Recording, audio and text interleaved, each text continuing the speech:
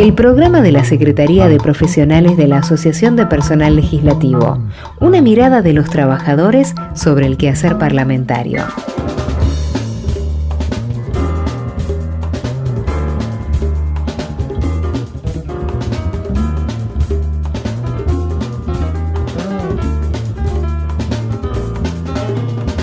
Buenas tardes, compañeros, compañeras. Esto es Modo Legislativo, el programa de la Secretaría de Profesionales de APL. Este programa que estamos emitiendo por la radio de la biblioteca, BCN Radio. Y mi nombre es Esteban Nani, voy a estar acompañándolos la próxima hora. No estoy solo, estoy con el compañero Fernando Bozanga. Fernando, ¿cómo estás? Hola Esteban, hola a toda la audiencia, a todos los compañeros que están escuchando. Bien, acá estamos para en la próxima hora difundir todas las noticias parlamentarias, gremiales y de agenda nacional que tenemos en esta semana, una semana de mucha actividad parlamentaria. Lo comentábamos con Fernando fuera del aire, tenemos muchísimas noticias tanto del Senado como de la Cámara de Diputados, reuniones de comisión. Tuvimos una agenda cargadísima de actividad parlamentaria, por lo menos en Diputados hubo más de 40 reuniones de comisión. Vamos sí, impresionante. En el último bloque hacer una breve enumeración de algunas de ellas, por lo menos las más significativas. Así es, también una frondosa actividad en el Senado, incluso con sesión en ambas cámaras. Pero bueno, también del otro lado del vidrio tenemos a Néstor en la operación técnica. Néstor, ¿cómo estás? Está debutando con nosotros. Y también tenemos a Analia Becherini en redes sociales y coordinando el aire. Le mandamos un beso grande a Marcela Di Stefano, que está en una reunión de trabajo, a Víctor Holich, que está asistiendo a una actividad en el ámbito de APL y pronto estará aquí con nosotros. Y por supuesto a nuestro productor estrella Facundo Pasos, que también estaba demorado con una reunión de trabajo. Pero bueno, acá estamos firmes para acompañarlos y para ir adelante con la comunicación en las redes sociales. ¿Cómo pueden comunicarse los oyentes con nosotros, por favor? Seguinos en Facebook, Twitter, Instagram y YouTube. Somos Modo Legislativo. Bien, ahí están nuestras vías de comunicación, ya están abiertas para atender todas las inquietudes de nuestros oyentes. Y lo que vamos a hacer ahora es ponernos al día con, si te parece Fernando, con la actividad, la agenda de la semana, todas las noticias internacionales, nacionales, parlamentarias y gremiales de esta semana. Noticias de la semana.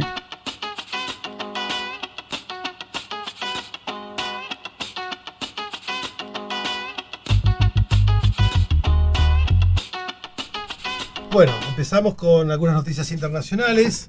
México lanza medidas para proteger a inmigrantes en territorio norteamericano.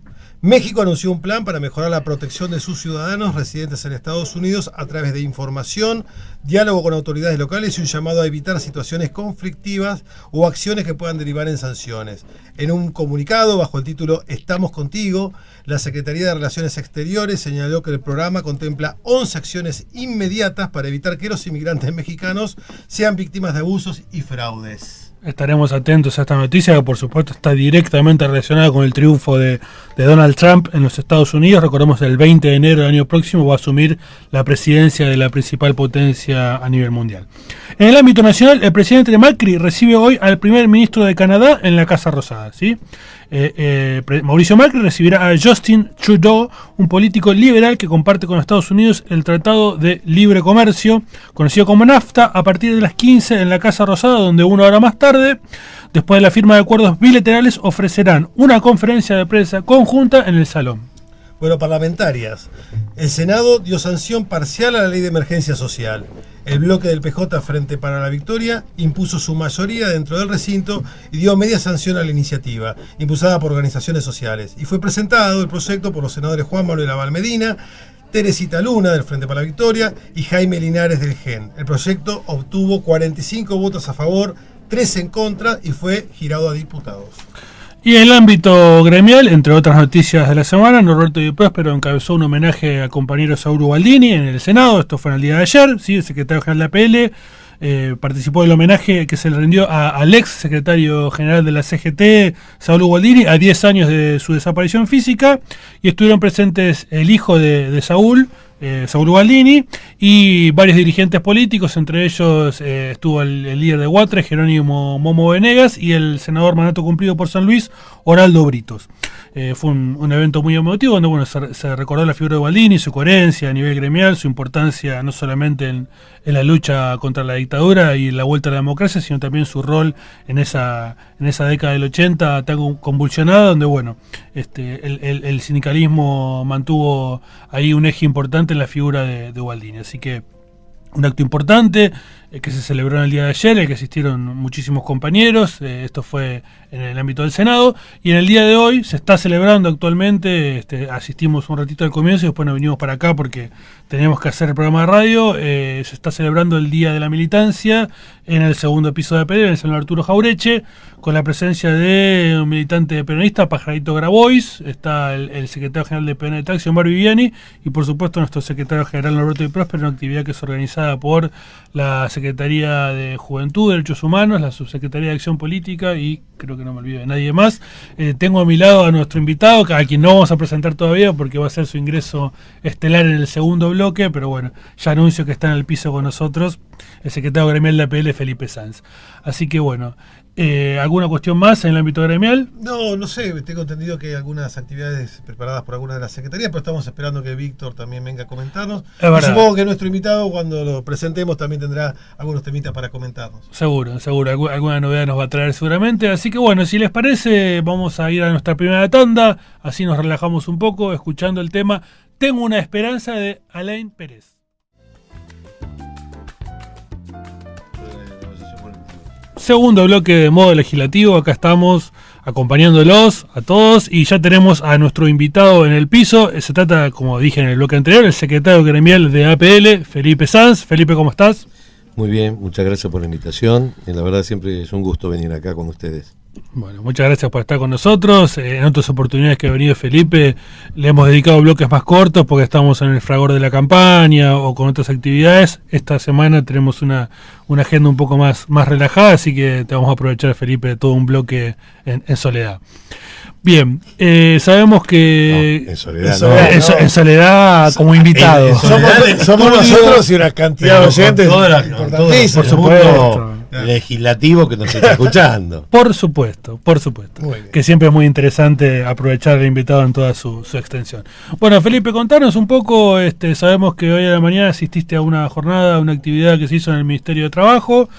Contanos de qué se trataba y bueno, qué temas abordaron. Sí, hoy a la mañana hubo una jornada del Ministerio de Trabajo sobre que fue organizado por la Dirección de Formación Sindical.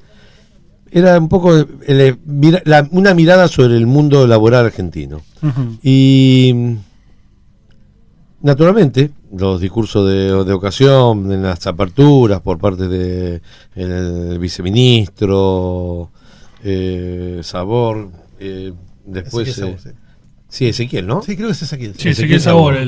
Después la coordinadora de formación, justamente, la licenciada Vázquez. Y interesante era ver cómo funcionaba el ministerio en esta primera jornada intersindical, con distintos sindicatos en un medio de una nueva gestión de este gobierno. En principio quizás con muchas expectativas, que en lo que yo he estado participando no me completaron, no hubo mucha satisfacción, porque eran medio las cosas muy básicas, lo que se habló. Sí, a veces quizás es difícil bajar una línea de contenidos cuando es tan diverso el universo sindical, ¿no? No, porque además estaba esta cosa de decir, bueno, vamos a hablar de ciertos temas, por ejemplo el tema del cupo femenino, y en definitiva se estuvo repitiendo lo que en el mundo sindical ya se conoce, la ley que marca el cupo, claro. De qué forma se toma, cómo son los canales por el cual uno se puede recusar si no se cumple con el cupo, no, uh-huh. Las instancias, que eso ya está remanido. Sí, eso te quería preguntar, ¿no? Si, digamos, ¿Qué pudiste percibir en términos de ejes? Los ejes estaban puestos más en la formación sindical, en la problemática del mundo del trabajo, como estás enumerando, por ejemplo, el cupo femenino, el problema o la problemática de género, la violencia laboral. O sea, ¿vos percibiste que el eje está más puesto en el lado de la formación sindical o el reconocimiento de la problemática de trabajo y tener una especie de guía de acción gremial para atender esas cuestiones problemáticas? ¿O no viste ningún eje en particular? No, todavía en particular eje no lo he visto. Lo que sí vi fue la intencionalidad de generar un espacio donde diciendo, bueno, muchachos, vamos a tener la posibilidad de hacer estas jornadas y empezar a tener contacto no en forma individual, sino en forma generalizada y interrelacionarnos. ¿Y eso ya cómo te digo, sería? la primera instancia de lo que yo te estaba bosquejando en este momento era la primera impresión que tuve. En la segunda instancia empezamos a hablar ya por el tema, por negociación colectiva y un poco también de diversidad, la problemática de la diversidad de género. Ajá.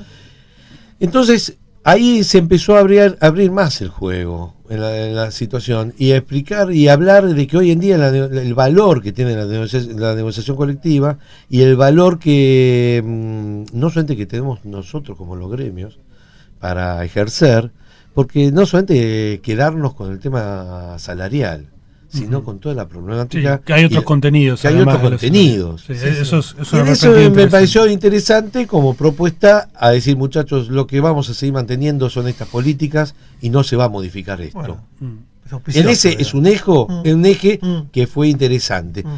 ¿Participaron muchos sindicatos? Además de la APL había otras organizaciones. No, sí, Era había surtido, digamos. No, había además de todo tipo, había de servicios públicos, PCN, a varios de gremios docentes de distintos lados, después muchos sectores petroquímicos, quizás no se veían tanto los sindicatos tradicionales. Del sector industrial, por Sí. ahí, más. Y sí, por ahí tienen otro tipo de problemáticas que atender en este momento y no se suman a esta convocatoria y se suman en otra instancia, digamos. Puede ser. Bueno, pero Igualmente está esto se organizado desarrolló en Parque Norte. La gente de comercio no es que prevalecía. No, había un grupito chico, portuarios había también, marinos mercantes. Ya te digo, quizás eran los gremios que no eran o sea, que no se conocen como los gordos. Sí, los gremios de mayor cantidad de afiliados, ¿Entendés? está claro. No, bueno, interesante iniciativa, estaremos atentos para difundir acá en este programa todas las novedades que nos quieras traer y bueno, importante que APL esté participando en estas instancias, tiene que ver también con el crecimiento del gremio allá afuera, ¿no? Que siempre hablamos. También es importante que el Ministerio de Trabajo esté armando una agenda de vinculación con los sindicatos a partir de lo que sería la formación sindical y Por la supuesto. problemática del mundo del empleo, ¿no? Sí, que ahí advertimos una continuidad, como decías bien vos, con la gestión anterior, una política de Estado que de repente... O sea, por sí había una incertidumbre grande a ver Claro, cómo se iban a presentar. Empezaron muy frío, muy básico, muy, si querés, si vale el término, como me parecía pobre, y que se fue increyendo y fue mejorando en el transcurso de la mañana. Es muy importante porque aparte de estos cursos de formación sindical, cuando vienen estimulados por la propia cartera de trabajo, generan un vínculo que es, digamos, que tiene una doble dirección, digamos, va del ministerio hacia la organización sindical y de la organización sindical al ministerio. O sea, también estos cursos sirven para que las organizaciones sindicales tengan un contacto con la cartera también, ¿no? Con los funcionarios de la cartera y vayan viendo medianamente hacia dónde se desarrolla la política del mundo del trabajo, por lo menos del Poder Ejecutivo. Está bien esto, yo creo que es auspicioso que lo estén estimulando. Así Bien. es. Bueno, ¿y qué más tenemos? La relación con las autoridades de ambas cámaras, como, bueno, vos más que nada por ser diputados estás trabajando la relación con los emisarios del presidente, por decirlo de una forma, con el secretario general de la presidencia, Guillermo Bardón, y la compañera secretaria administrativa, Florencia Romano. Sabemos que ahí hay un vínculo importante y bueno, vos sos un poco el delegado de Norberto en esas instancias. ¿Cómo lo palpaste este año? ¿Cómo se fue dando? A ver, yo siempre me remito un poco a hacer la secuencia de cómo empezamos y dónde estamos hoy. Y si ponemos a pensar que el 15 de diciembre, con una masiva convocatoria, fantástica convocatoria de APL, se llenaron todos, no se llenó el Paso Perdido, pues se llenó de hecho todos los pasillos del Palacio del Congreso de la Nación, con una situación de complejidad gremial grande. Si partimos con esa fotografía a cómo estamos hoy, con el trato, el vínculo con las autoridades, pues tengo que decir que es fantástico, muy bueno. Porque empezamos en ese momento no era un conflicto, sí con una crisis, que después se plasmó en la situación, en la crisis en el Senado, pero se pudo ir recomponiendo en una negociación madura, seria, responsable, especialmente por parte responsable y seria por parte de Norberto Di Próspero, que en defender la fuente de trabajo, y se le pudo dar respuesta a esa gente que lo fue perdiendo en el Senado, en su gran mayoría, y en diputados también, una gran parte de esa gente, que fueron mucho menor la cantidad de conflictos que hemos tenido, pero una gran parte de esa gente que tuvo conflictos le hemos podido dar respuesta. Sí. De mantener la fuente de trabajo. Y hoy estamos trabajando, estamos cerrando el año, y hay incertidumbres sobre, en el caso de diputados, por ejemplo, hay gente que está contratada en áreas de servicios. Y dice, ¿qué va a pasar con nosotros que se acaba el contrato el 31 de noviembre? ¿Ya está hablado con las autoridades? ¿Son empresas tercerizadas o son...? No, son contratos de locación. Que nosotros no podemos, evitamos que se establezcan esos contratos, pero no tiene un vínculo, claro, es una forma de sostener una fuente de trabajo. Claro. Y estamos viendo cómo administrativamente esa gente se puede ir pasando de a poco a planta transitoria y se vaya incorporando al plantel de la Cámara. Sí, más allá que esa locación de servicio nos impide afiliarlos a los compañeros como trabajadores del Congreso, hay una voluntad manifiesta del gremio por representarlos, por ver la forma de que puedan continuar con el vínculo, incluso cuando sean transitorios de incorporarlos oficialmente al sindicato. No son afiliados, pero atendemos una problemática que tiene que ver con la operatividad también. Seguro. Hay áreas que con esta crisis que hubo en principio de 2016, en donde que funcionaban con un elenco de personal que fueron dados de baja, y entonces a instancia del gremio conseguimos que fueran retomados, aunque sea con la precariedad del contrato, con la tranquilidad de que íbamos a ir viendo la situación administrativa para pasarlos a planta transitoria. Y hoy estamos hablando de esas cuestiones que creo que no se va a dar los tiempos como para que se efectivice en lo que queda del 2016. En el corto plazo, pero en el primer cuatrimestre del 2017 esos temas ya lo estaríamos definiendo. Bueno, es auspicioso para estos compañeros saber que nuestra organización sindical está tomando el tema y se están preocupando por la situación de ellos, ¿no? Me parece... Seguro. Te quería hacer una pregunta, Felipe. Viste que ayer, en la sesión de ayer se aprobó la convocatoria de preparatorias para el 30 de noviembre. ¿Tenés idea si va a haber continuidad de la gestión política? Eso ustedes en el gremio... ¿Continuidad política? Me refiero si en la Cámara de Diputados se seguiría la misma presidencia, si... Eso no se sabe. Yo creo que estoy convencido de que sí, ¿no? Mientras no se modifican los... ¿Te imaginas empezar todo? Cuando se modifican los bloques que aumenta uno o baja el otro, claro. Ahí puede haber un riesgo. Hay un riesgo. Los años donde se modifica la composición. Se mantiene la cantidad de diputados, a no ser que alguna de las autoridades sean llamados por el Ejecutivo para cumplir un cargo a nivel nacional en otro ámbito. Buenos Aires, sí. Es difícil. Es difícil. Yo creo que se mantiene todo igual y esperemos que sería bueno que se dé una continuidad, ¿no? Porque ya se abrió el canal de diálogo, hay cierta convivencia y estaría bueno que se... además es difícil entrar.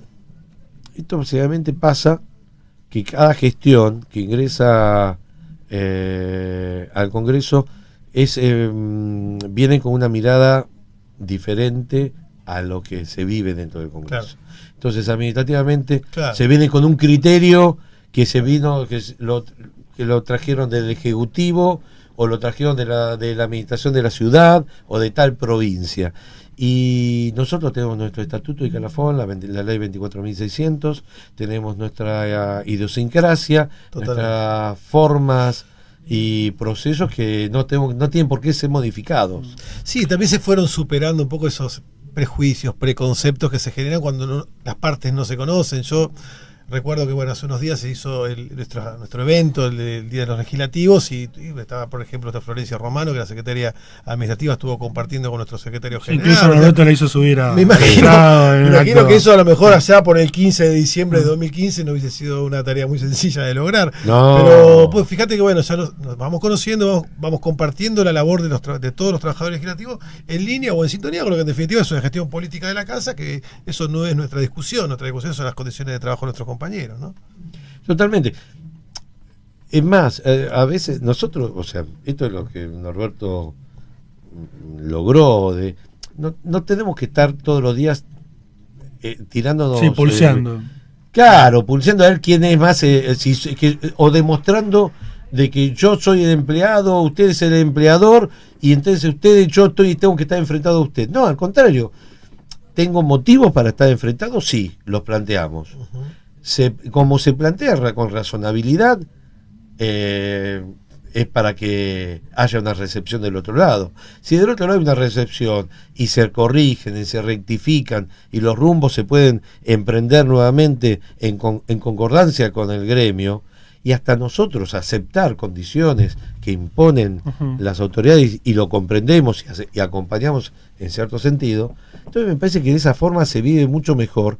Y eso va en beneficio de los trabajadores. Como siempre dice Norberto, estamos en un debate constante, el perjudicado es el trabajador. Pues Norberto siempre dice, si le va bien la gestión, le va bien a los trabajadores, y estamos convencidos de que es así. Es que convengamos que el conflicto es la claudicación del diálogo. O sea, cuando se llega al conflicto es porque se rompieron los canales de diálogo de alguna manera. Entonces, me parece que son situaciones extremas que hacen, digamos, que lo que sería la negociación de las partes se encuentra en una posición muy particular. O sea, nadie quiere ir al conflicto. Y cuando hay un conflicto, no hay una resolución de un problema. Al no haber una resolución del problema, el perjudicado es el compañero o la compañera. Seguro. Entonces eso, nosotros privilegiamos solucionar el problema de los trabajadores y trabajadoras del Congreso de la Nación. Nada más que eso. Como secretario gremial y miembro de la comisión paritaria desde ya hace unos cuantos años, desde que sos secretario gremial, sí, creo, desde 2008. O sea, desde 2008. ¿Qué balance hace de las paritarias de este año? Buenas. Si me remito a lo que fue el tema del incremento salarial, muy bueno. Uh-huh. Muy bueno. Se pudo establecer hacerlo en dos etapas. Uh-huh. Que no es inédito en la historia del Congreso, nunca se había dado así. A ver, para aclarar, porque hay gente que dice, no, bueno, pero siempre fue retroactivo a marzo y después otro porcentaje. El porcentaje que a veces se dio en agosto, o a veces se dio en julio, o a veces se dio en junio, era un porcentaje que había sido discutido todo eso entre marzo y mayo. Uh-huh. Este año dijimos, no, Norberto con buen criterio dijo, acordamos un porcentaje para los primeros 6 meses de marzo a agosto, específicamente el 31 de julio, y a partir del 1 de julio otro incremento de acuerdo a la situación como se vaya desarrollando económica. Y entonces eso nos brindó la posibilidad de acordar de mejor forma. Como también pasó en otro momento de crisis, en el 2004, 2005, Norberto, que en ese momento peleábamos por sumas fijas de dinero, que la suma fija naturalmente en la categoría 1 impactaba de una forma, tenía una incidencia muy baja, y en la categoría 14 una incidencia altísima. Este año también hemos podido conformar un acuerdo que en la categoría 1 esa modificación en el módulo de capacitación tiene una incidencia nula, y en la categoría 14 una incidencia brutal. O sea, una palabra, seguimos dándole cobertura y protegiendo a los más débiles. En los momentos de crisis hay que dar Seguro. a los que más Sí, lo sí, sí. necesitan. La fórmula favorece a las categorías más bajas claramente y, por supuesto, esto no implica un achatamiento de la pirámide o ese tipo de No. frases que se escuchan por ahí. Digo, los módulos siguen siendo los mismos, la distribución escalafonaria es la misma, solamente que en el tema de capacitación se les otorgó un beneficio mayor a las categorías más bajas. Además creo que también hay un desarrollo tecnológico que exige que la capacitación Ujú. exige la capacitación de los trabajadores. Nosotros como gremio damos muchas herramientas para esa capacitación, pero muchos también lo van a buscar en forma externa y eso tiene un costo. Entonces es mucho más razonable que tenga esa posibilidad la persona de la categoría 14 que la persona que tiene la categoría 1. Desde ya. No es porque vaya en desmedro de la categoría 1, No, desde sino ya. de darle posibilidades a los Claro. que menos tienen. Y en el ámbito de la formación o de charlas que se hacen para capacitar a los compañeros, sabemos que bueno, hay un grupo de trabajo que viene trabajando mucho en la Cámara de Diputados, la realización de eventos en la propia Cámara, patrocinados por APL, por supuesto, a través Creo que de la tenemos una usina. peña dentro de poco, ¿no?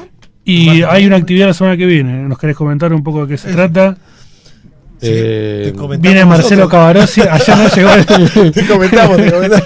Bueno, muy lindo, me parece muy bien. es un politólogo muy, No, muy pero reconocido. a veces, claro, me sorprendí, porque a veces estoy tan enfrascado con el tema Claro. de la actividad de la Secretaría concreta gremial, Seguro. no atiendo muchas cosas a veces Ujú. de esas charlas que son agrupacionales. Y que bienvenidas sean, no por las que hace la usina, sino todas las agrupaciones y todos los Hace poco espacios se que hizo hay una charla dentro. sobre el 17 de octubre también, Así y que es. participaban todas las No, organizaciones. muy interesante. buena, muy buena. Y yo esto lo hablé con vos mil veces. Sí, sí, por supuesto. El 17 de octubre creo que es esas fechas que, igual que hoy, y nosotros es patrimonio de todos los argentinos. igual que hoy, y mal hecho nosotros, yo, o de mi parte, que cuando me senté en esta mesa, no los saludé a ustedes con un feliz día. Feliz día de la militancia. para Porque, todos. y estas son las cosas que yo valoro, valoro no, que yo me apropio. El 17 de octubre del 45 fue una gesta popular espectacular. Y ya trascendió lo que es el peronismo. Seguro. La historia va diciendo qué cosas ya son de todos los argentinos y qué cosas son de un sector determinado. Y el 17 de octubre, lo hablé con vos varias veces el año pasado, cuando se cumplieron los 70 años, quería darle una impronta mucho mayor, lamentablemente no pudimos, por falta de tiempo, de poder dársela. Este año hemos hecho un acto muy lindo, Hermoso. en el gremio, muy, muy lindo, con Santoro, el Sí, artista Daniel Santoro, plástico, sí. y donde a partir de una inquietud que han tenido justamente la gente del programa, y a partir de Francis Estrada y por intermedio de Esteban y de Fernando, hicimos toda esta movida y convocando a todas las agrupaciones. Seguro. Muchas que son, la gran mayoría del peronismo y algunas que ya no son del peronismo. Ujú. Y porque el 17 de octubre ya es de todos los argentinos, casi. Y el Día del Militante, si bien es con el retorno del general Perón, se produce ese Día del Militante, o a partir de esa fecha se toma como referencia el Día del Militante por la actitud que tuvo la gente y es recibir a su líder Sí. y poder superar toda la barrera que tuvieron, ya no es el Día del Militante peronista solamente, es el Día del Militante político, Sindical. gremial, todo. Sí, seguro. Son esos vectores de los movimientos populares. El radicalismo tiene mucho escrito también en la historia, lo tiene el peronismo. Yo creo que eso es lo que tenemos que reivindicar. El radicalismo, vos sabés que hoy estaba, justamente a partir de esta cuestión, me pongo a googlear, hoy googleamos todas esas cosas, y digo, el Día del Militante, entonces te aparece un momento, Día del Militante Radical, entonces me pongo 12 de marzo, en función del fallecimiento, del día del nacimiento, no, día de fallecimiento de Roberto Alfonsín. Entonces, que era un gran militante político hasta el último día de su vida. Ujú. Y esta es la diferencia que yo hago. El radicalismo tiene muchas fechas históricas que tienen que ver con personalidades. Y el peronismo tiene fechas históricas que tienen que ver, naturalmente, con personalidades de sus líderes, pero tiene fechas históricas que tienen que ver con la movilización popular. Y esto es fantástico, esto es brutal. Porque lo del 17 de octubre no había organización posible en que lo aquel pudiera entonces organizar. como hoy piensa. Hoy, claro, hoy se lo explicás a un joven y decís, no había redes sociales, no había casi teléfonos, no había, era la radio y el boca a boca. Sí, la radio de cara a cara, eran las dos Era el mecanismos. boca a boca, y el boca a boca que trascendió el Riachuelo, y la fábrica de el empleado metalúrgico que estaba en Berazategui. No había colectivos, no podían cruzar. Se mandaban WhatsApp, ¿no? Para... Olvidate. Increíble. Y todo el boca a boca era Es eso. increíble. El boca a boca y movilizarse por un líder que le había dado todo.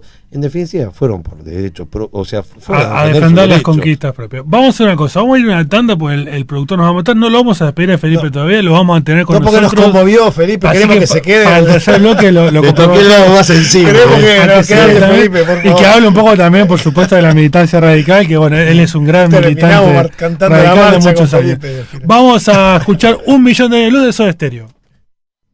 Buenas tardes, seguimos en modo legislativo, me acabo de incorporar al equipo, soy Marcela Di Stefano, gracias por estar del otro lado, gracias compañeros por hacerme el aguante, está en una reunión, hay novedades en lo que es comunicación del Senado, les cuento que se viene por lo menos una sala para poder hacer conferencias de prensa, miren, les tiro esta novedad que está buena porque si no están siempre las cámaras en el pasillo, sale la gente al recinto y es un caos.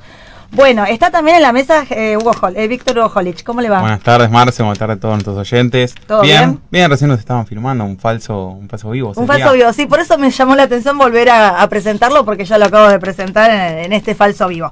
Bueno, se quedó, por supuesto, acá el compañero secretario gremial, le pareció bueno el programa, dijo, yo me quedo, esto está entretenido, me gustó. No, más que bueno, estoy cómodo. Está cómodo, se Claro, quedó cómodo. Estoy cómodo, me atienden bien misma. Yo lo mismo a ustedes también. Un histórico día del militante, hemos enlazado todos los partidos políticos, Por todas las supuesto. ideologías. Fiel a la tradición de APL, que es abarcar todas las ideologías y todo el mapa político de la nación, porque el Congreso es eso, es la expresión Tal cual. de todos los partidos políticos. Y este programa hace honor a eso.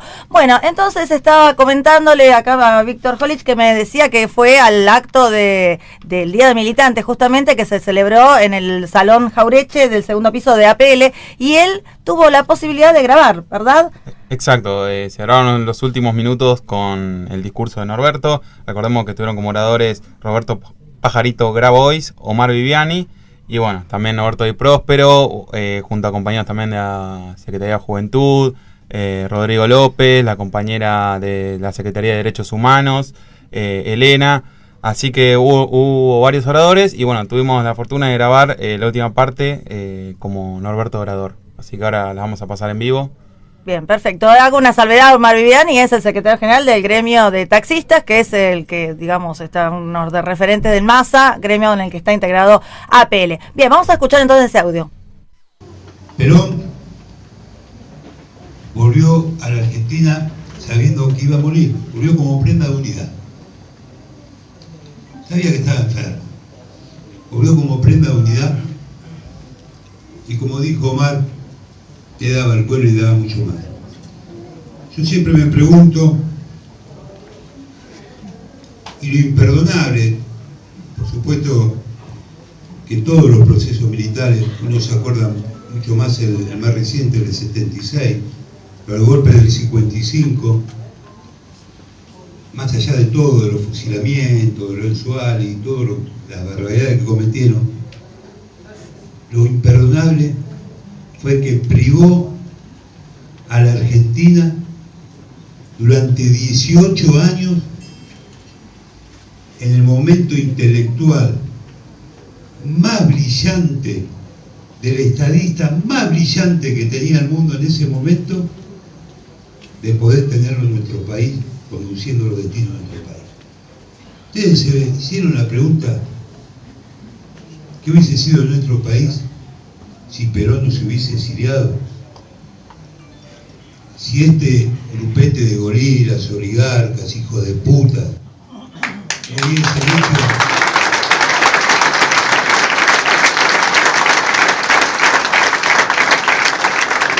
este golpe de Estado y hubiese dejado a Perón desarrollar su proyecto,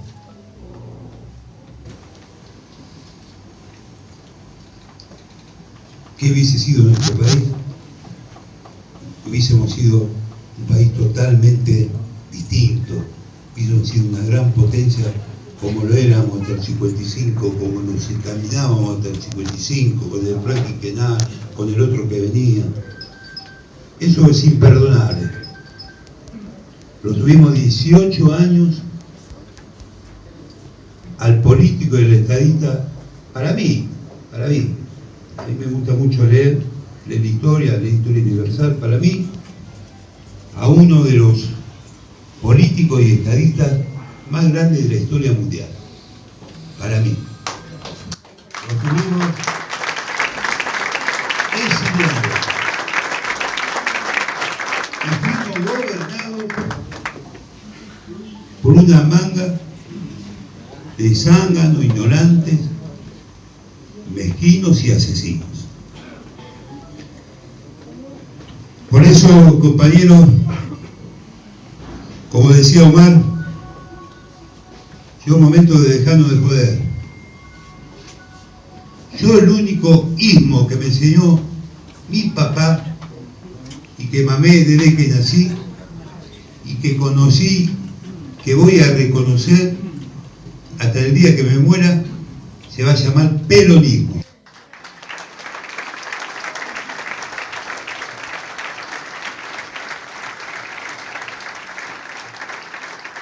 Para mí no existe otro ismo. No existió menemismo, dualdismo, sionismo, inenismo, ningún ismo. Esos ismos fueron fruto del peronismo. Y el único ismo que nosotros tenemos que defender es el peronismo. Y aquello que se siente representado por el ismo del peronismo, que fue nuestro creador, nuestra doctrina y nuestra filosofía de vida, que venga, que compita, y como decía el general, el que gana conduce y el que pierde acompaña. Bien, acá teníamos un Di Próspero haciendo un poco de historia contrafáctica, ¿no? Sí. ¿Cómo hubiera sido el curso de la historia de haber tenido a Perón al poder? Esos 18 años en el país, sí, decir, Obrador hubiese sido otro el destino de nuestra nación. Importante destacar también un discurso muy emotivo, ¿no? Donde, bueno, los compañeros también estaban con mucha emoción, recordando un día muy particular. Y lo último que dice Norberto con respecto a los sismos tiene que ver, por supuesto, con lo que se viene de cada año que viene, que, bueno, es el reordenamiento dentro del peronismo, y bueno, reconocer, por supuesto, a todos aquellos que quieran participar de esa gran interna que se viene. El año que viene, un año de recordemos electoral diferente a distinto, y bueno, un poco dejándonos un mensaje a futuro. El eje conductor, ¿cuál sería? Quisiera rescatar otro de los aspectos, teniendo en cuenta que está Felipe, un compañero militante de nuestra organización sindical, con una ideología radical, pero compañeros al fin en la defensa de los trabajadores y del sistema democrático, donde el radicalismo también ha tenido muchísimo, ha aportado muchísimo a la historia. Se me viene a la mente cuando Norberto está diciendo los golpes de Estado, la interrupción democrática, lo que sucedió esta semana en Brasil, donde un grupo de exaltados tomó el Parlamento y fueron a pedir de alguna manera un golpe de Estado y querían la intervención de un militar, ¿no? Yo digo, parece que está tan lejos todo eso, ¿no? Y la democracia está tan amenazada, yo la veo tan amenazada. Y bueno, en realidad yo quiero rescatar esto de lo que dijo Norberto. Me parece que trasunta esta idea de convocarnos para defender las instituciones de la democracia, y cuando dice que los golpes de Estado generaron todo lo horrible que fueron generando en términos de participación y de inclusión, me parece que es interesante que rescatemos este aspecto, ¿no? Tenemos un ruido en el ambiente que no sé bien qué es. Un buque que está por zarpar, pero esperen porque todavía nos queda 10 minutos. Y no somos nosotros. ¿Algún celular que esté sonando también? Bueno, Felipe, ¿alguna reflexión que quieras hacer con respecto a ver, estaba escuchando lo que decía Norberto, y claro, naturalmente, yo soy el más viejo de esta mesa, mucho más viejo. Bueno, no es para que te lo tomes así. La voz de la experiencia. No, ojalá fuera experiencia. No, el tema de cómo volvió Perón a Argentina. Claro, yo estaba en el secundario en ese momento. Uh-huh. Y lo veía con mis compañeros, y yo no fui de casualidad, creo. Porque muchos de mis compañeros participaban políticamente, yo también participaba políticamente, no en el peronismo, Pero, a ver, se lo veía a Perón como una imagen de... Una prenda de unidad, ¿no? No era una prenda de unidad, era un bien preciado. Había que... Por un lado, en la historia que él dice, es verdad, Norberto dice que hubiera sido de con Perón en el país, y habiendo seguido desarrollando su política. Podría haber sido otro país, hubiera sido otro el continente, también, hubiera sido otro el continente. Las relaciones internacionales hubieran sido totalmente trastocadas, pero es algo que improbable. Pero por otro lado, se pudo preservar a Perón como para que volviera. Y esto es lo fantástico del peronismo, que pudo preservar al líder y lo mantuvieron alejado de montones de situaciones que se vivían acá, presiones de un sector, presiones de otro, que son lo que tuvo que lidiar también Perón cuando vino. No solamente las contradicciones internas y que del peronismo, y vino a unificar todo eso.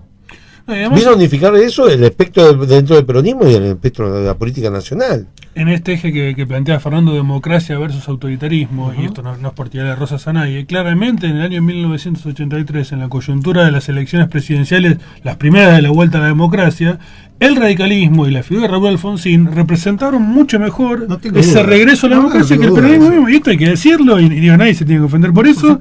Y bueno, y ha quedado en la historia así, o sea, el Partido Radical representó mejor los valores de respeto por las instituciones, por la libertad y por los principios democráticos, y por algo ganó, como ganó las elecciones del año 83. Es que también es muy difícil para el peronismo haber perdido esa referencia que, ya te digo, desde el 45 lo tuvo. Seguro. Cuando vos tenés una referencia del año 45 y falleció Perón en el 74, 1 de julio del 74. Imagínate, esa referencia durante tantos años la tuviste, de pronto falleció Perón y se empezó a caer en buenas partes del peronismo. Empezó a no encontrar un rumbo. En el 83 no era imposible. ¿Quién era el que lo representaba? ¿Dónde estaba visualizado? Salieron toda una misma línea de largada. Era muy complejo para el peronismo en ese momento.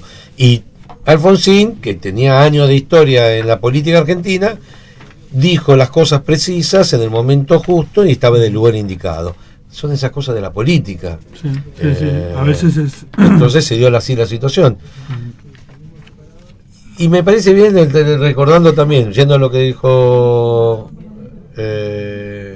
Norberto, en esta cuestión de recuperar el peronismo, de esta cosa identificatoria y no tener esta... A veces se vio en algunos momentos de la historia política en los últimos años una cierta cosa de vergonzante origen con el peronismo. Es como que también dicen, dejémoslo, ya está. No, el peronismo va a estar vigente porque está vigente en la gente. No está vigente en el dirigente, está vigente en cada uno de los, en la casa de uno, en la vivienda porque está en la memoria. Esta casa la tuvimos gracias al momento, al 50 por Perón. Esta máquina de coser que todavía la guarda acá, la usaba mi mamá porque se la dio la Fundación Evita, o la dio en el 45 se la dio el gobierno. Entonces, estas cosas están en la memoria colectiva nacional. Es innegable. Que el peronismo se constituye, se reconstituyó a través de la figura de su líder, y después de la muerte del líder, el peronismo también encontrar determinados ejes. Cuando hablamos de peronismo también hablamos de algunas percepciones ideológicas que han sido encontradas. El movimiento siempre ha tenido una dinámica mucho más abarcativa que la del partido político. Los radicales no han tenido ese problema. Han nacido a la luz pública institucionalizados como partido político. Por supuesto tuvieron rupturas, tuvieron internas, como el otro día estábamos hablando con un compañero legislativo, Gustavo, que se puso a computar la cantidad de fracturas que tuvo su historia del radicalismo, y han sido muy importantes y en mucha cantidad, ¿no? El peronismo también tuvo que sobreponerse a la muerte de su líder, ¿no? Estimado politólogo, tengo un informe parlamentario pendiente que es todo un desafío porque nos quedan 4 minutos. ¿Ustedes creen que lo van a poder desarrollar? No, lo que vamos a hacer es tirar los títulos de lo que se aprobó ayer, si te parece. Bueno, vamos prolijamente con nuestro separador. Informe parlamentario.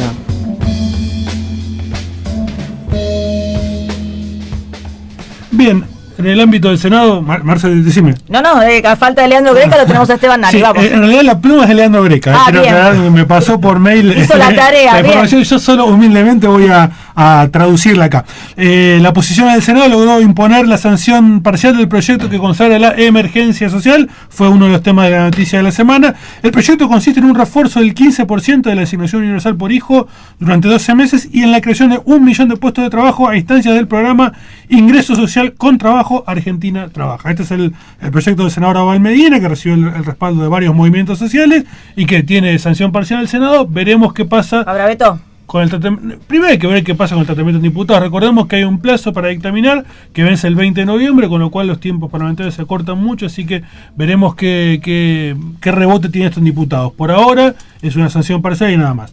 Lo que sí se transformó en ley es el régimen de participación público-privada, los PPP. Sí, por 43 votos a 15, el gobierno obtuvo finalmente la sanción definitiva de la ley que introduce la participación privada en la obra pública. El miembro informante del oficialismo fue el senador Alfredo Martínez de la Unión Cívica Radical de Santa Cruz, quien defendió el proyecto insistiendo en que el objetivo último es crear trabajo. Eso es, en línea general, hay mucho más que pasó en Senado, digo lo más importante, sigue la reforma Este política. proyecto se le habían hecho como 50 cambios, ¿no? Se le hicieron muchas modificaciones. Vino súper depurado. En diputados, volvió al Senado, que había sido la Cámara de Origen, y ahí, bueno, fue aprobado con estas modificaciones. También se está discutiendo en comisiones, y todavía no tiene dictamen aún, el proyecto de reforma electoral que se votó en diputados, la media sanción, estuvo toda esta semana debatiéndose en Senado, asistieron varios especialistas, todavía no hay dictamen de comisión y no se sabe cuándo lo va a haber. Bueno, en diputados se trató un paquete de leyes muy significativo, muy importante.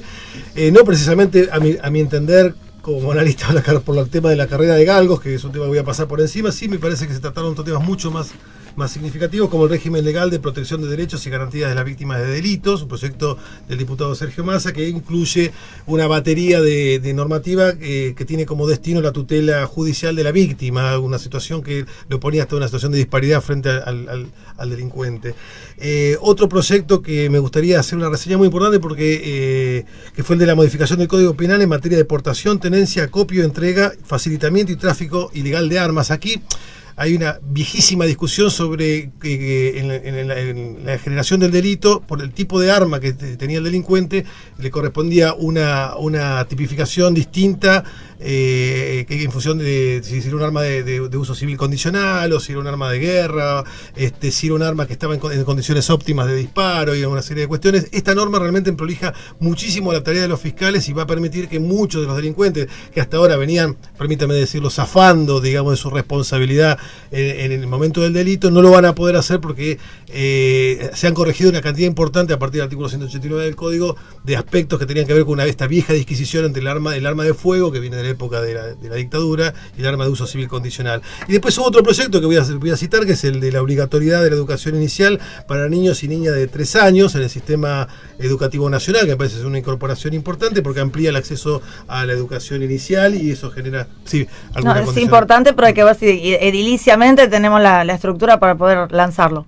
Tiro. Detalle, ¿no? Sí, bueno, supongo que si vamos a incluir esa cantidad de chicos a los jardines, hay que ver si tenemos... Es todo un debate en torno, a qué partida presupuestaria van a gozar estas instituciones para facilitar este servicio. Y de paso, hablando de la partida presupuestaria y de la obligatoriedad de la iniciación en la edad escolar, decirles que uno de los diputados que defendía precisamente el tema de las partidas falleció el viernes pasado, el diputado Daniel Tomás de San Juan, del Frente para la Victoria, realmente un compañero que ha sido recordado en la sesión del miércoles por todas las bancadas políticas, todos los recordados con mucho cariño. Sus compañeros de San Juan falleció inesperadamente, lamentablemente un infarto, una cuestión de un día para otro, así que bueno, nuestro más sentido homenaje y nuestro pésame a su familia. Sí, una gran persona. Bueno, cerramos entonces el informe parlamentario, así que fue a vuelo de pájaro hoy. Víctor, ¿alguna parroquial la semana que viene? ¿Algo que nos quieras avisar? El lunes vamos a tener reunión de la Secretaría a las 14 horas ahí en el segundo piso de APL. Una de las últimas del año. Una de las últimas del año ya. Manténganse informados vía redes sociales. Perfecto. Felipe, muchas gracias por haber estado acá con nosotros, por haber compartido el Día del Militante y una hermosa entrevista que te hicieron los compañeros. Bueno, muchas gracias a ustedes, de verdad, siempre es un gusto venir, en serio. Bueno, buenísimo. Además, disculpen que me tiro a hablar porque charlo cómodamente con ustedes. Un invitado silencioso nadie quiere. Estamos muy contentos de tener a alguien así. Muy breve. ¿Qué opinás del Congreso este año? ¿Cómo viene laburando? ¿Cómo es la dinámica institucional? pensé que iba a trabajar mucho menos. Sinceramente pensé que... Esta semana lo decíamos con Fernando, 40 reuniones de comisión. O Impresionante. más. No sé, ya me Pensé perdí. que iba a trabajar Son mucho más con la menos. bicameral, son Esto más. separa matrimonios, les digo. Tremendo. Esto viene No sé. perjudicando a la Es más, familia. todavía no entiendo por qué. De tanta actividad. ¿Por qué porque- se separan los matrimonios? No, el hecho. Digo, A hay mí una me tiraron los debilidad- galgos en el Senado El ayer. oficialismo tiene una debilidad parlamentaria complicada. Se elaboró mucho. Ha sabido construir consensos y el Congreso ha No recuperado un rol sé. importante. Yo creo que también hubo dos cosas. Quizás el oficialismo supo generar consensos y la oposición también encontró su rol de poder participar ¿Seguro? como opositor. Sí, modificar Está bien, leyes razonable. y... Bueno, nos vamos a tener que despedir, ya me están avisando. Gracias a todos por haber estado acá con nosotros. Gracias a Fabián Esteco, director de la radio de la Biblioteca del Congreso. Y gracias a Norberto Di Próspero, secretario general de APL. Gente, nos vemos o nos escuchamos la semana que viene, el día jueves. Chau.